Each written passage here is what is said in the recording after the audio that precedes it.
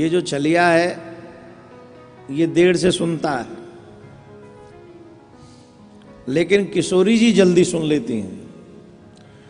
और वैसे भी आप देख लीजिए, माताएं जो होती हैं उनका हृदय बड़ा सरल होता है।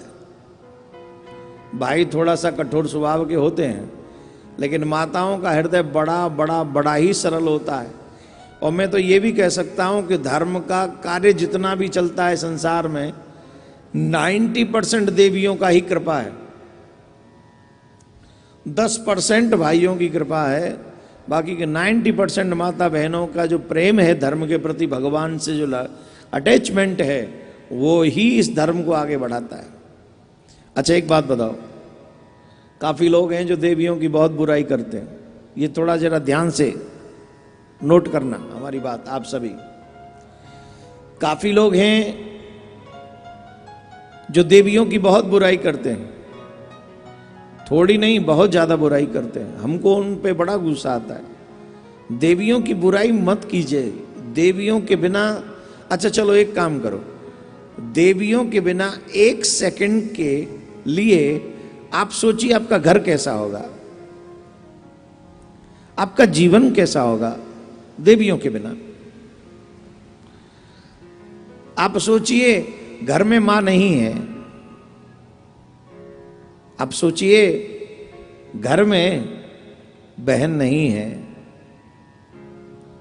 आप सोचिए घर में पत्नी नहीं है, आप सोचिए घर में बेटी नहीं है, आप सोचिए घर में भाभी नहीं है, भूआ नहीं है, कोई नहीं है घर में, स्त्री जाति ही नहीं है। आप कल्पना कीजिए उस घर की, वो घर कैसा होगा। वो जो घर होगा, वो घर स्वर्ग तो कहीं से भी नहीं दिखेगा। स्वर्ग तो छोड़ दीजिए, वो घर घर ही नहीं दिखेगा। वो घर दिखता ही तब है जब उसमें मां होती है, घर दिखता ही तब है जब उसमें बहन होती है, घर दिखता ही तब है जब उसमें सुलक्षणा पत्नी होती है। जब हम घर में जाते हैं, देवी अपने पति का इंतजार करती हैं, 16 श्रृंगार करके उनका स्वागत करती हैं, फिर उनके कितना ध्यान रखती हैं, इनको नमक नहीं खाना है, इनको ये नहीं खाना है, इनको ये पसंद है, इनको ये अरे हर तुम्हारी प्रिय अप्रिय वस्तु का ध्यान रखती हैं। ऐसी देवियों का अगर हम अनादर करें तो लक्ष्मी हमारे घर में नहीं ठहरेगी। देवियों के बिना घर की कल्पना करना, वो भी बेटी के बिना,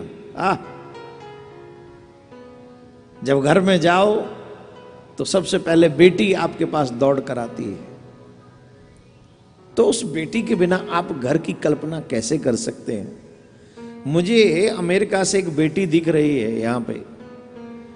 जब मैं न्यूयॉर्क में कथा करने जाता हूं, या यहीं से मैं टीवी पे देख रहा हूं उसे, और लास्ट टाइम जब मैं आ रहा था वहां से कथा करके, तो वो बेटी रो रही थी, और बड़ी जोर जोर से रो रही थी। हां, आप चाहें तो हाथ जोड़ सकती हैं, मैं आप ही से कह रहा हूं। बहुत छोटी सी बिटिया। और जब मैं अमेरिका, तो वो फीलिंग आप में आती है कि नहीं, आप कहीं हो, कैसी हो आप, बढ़िया हो।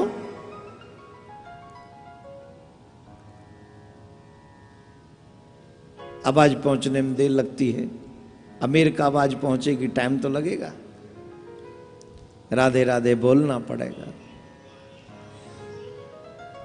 हाँ मैंने सुन लिया, अच्छी हूं, सुन लिया मैंने, आप बोलना नहीं लेकिन। तो जब मैं वहां गया तो ये जो बिटिया है ये रोई वहां से।